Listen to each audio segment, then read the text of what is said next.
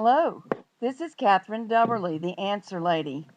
I've been setting an interesting challenge for myself, and I thought you'd like to have a peek. You may know that I love to knit socks. I even wrote a whole book on knitting socks, and extra fine gauge looms are a particular sock knitting challenge. These make fabric fine enough to wear inside your normal shoes. Not cottage socks, not slipper socks, real socks. There are only a few such looms on the market. Extra fine gauge looms are meant to get 7 to 8 stitches per inch. It will vary a little bit with the yarn in use and with the individual knitter. I have two such looms.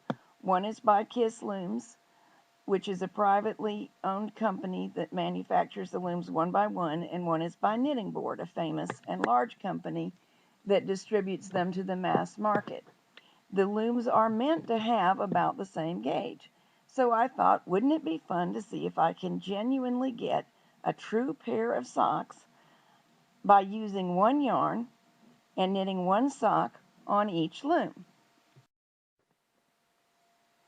I used the U-stitch on both looms, and it is made similarly on the two looms. U-stitch is very much like flat stitch. Both are a version of knit stitch. They make a true knit stitch that is not distinguishable from a hand knitted knit stitch.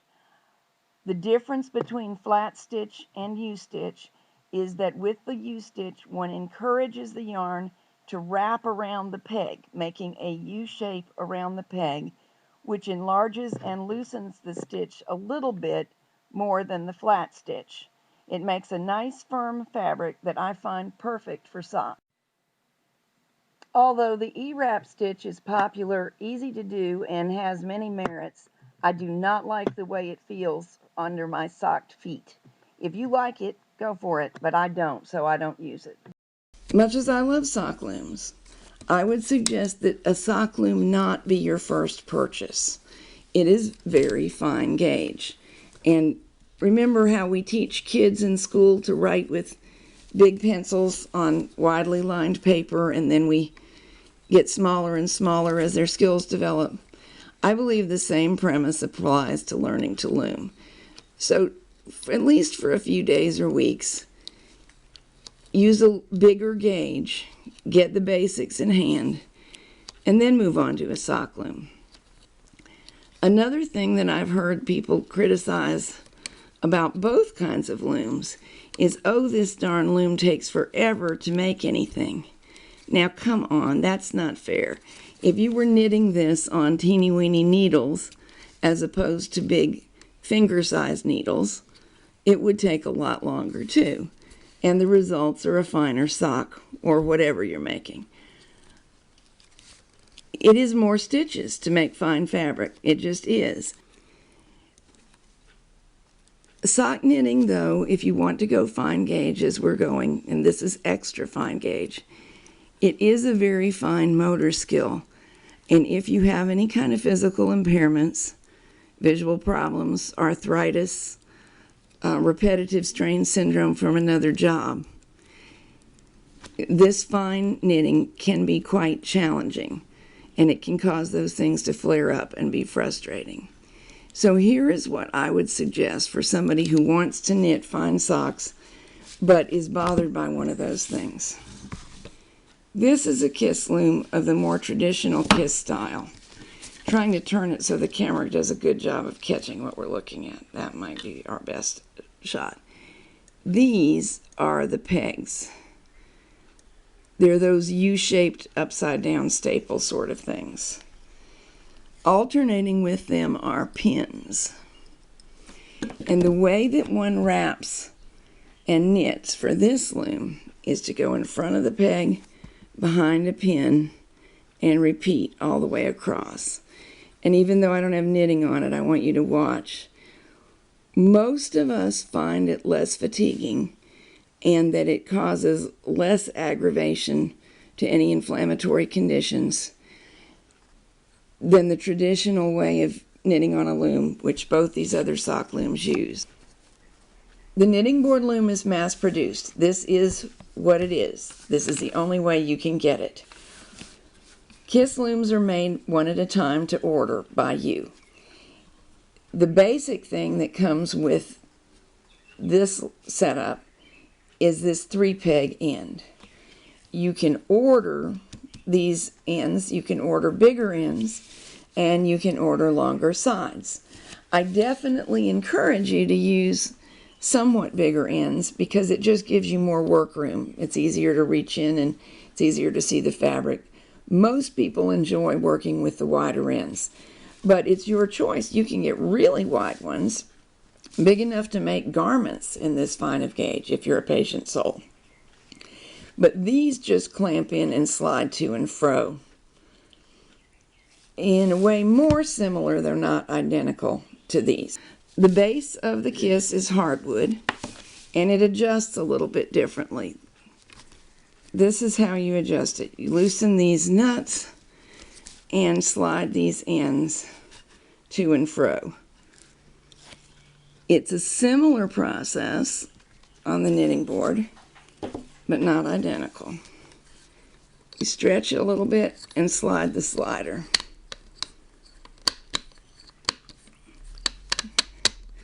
At the moment, I'm not using this or this because what I'm doing is knitting the waste yarn that will allow me to try a toe-up sock on each one of these. But eventually, I'll knit the whole thing. Let's knit up to this corner so that I can show you one of the things that people find difficult about looms that are constructed in the manner this one is.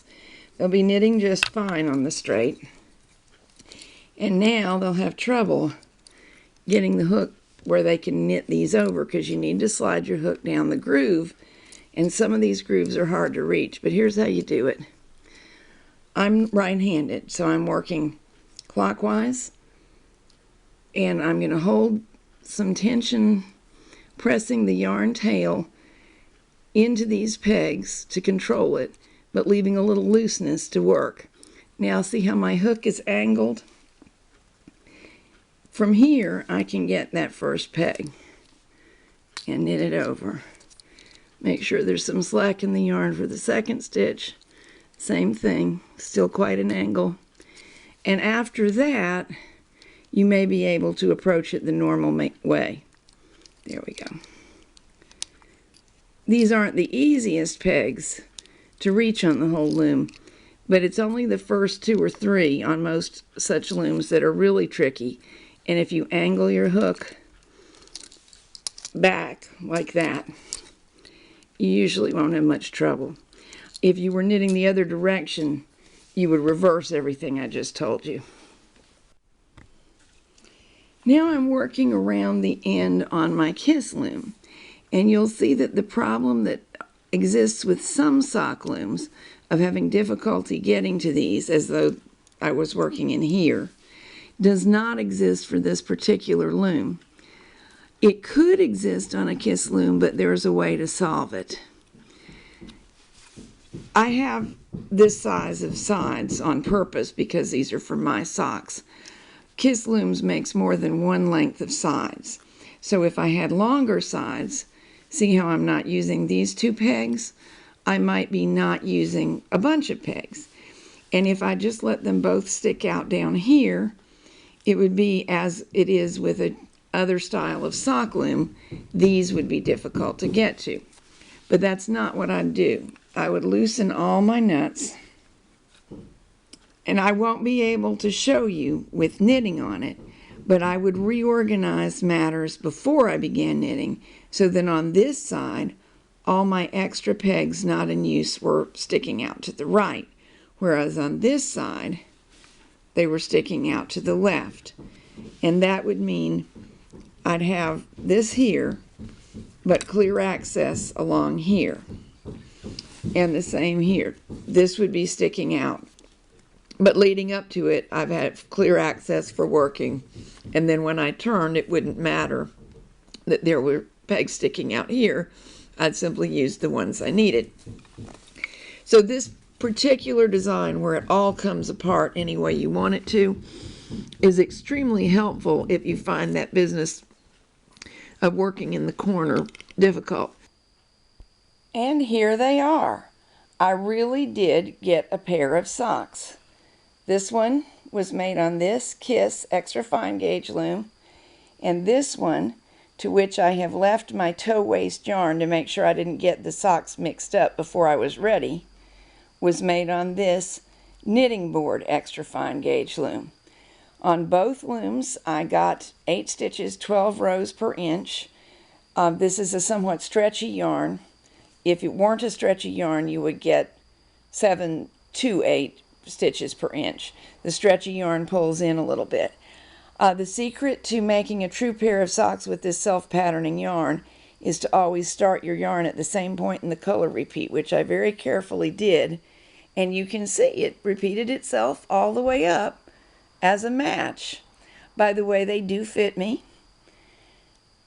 I have other videos in which you can see how to make the toe-up sock, as it is fun to do.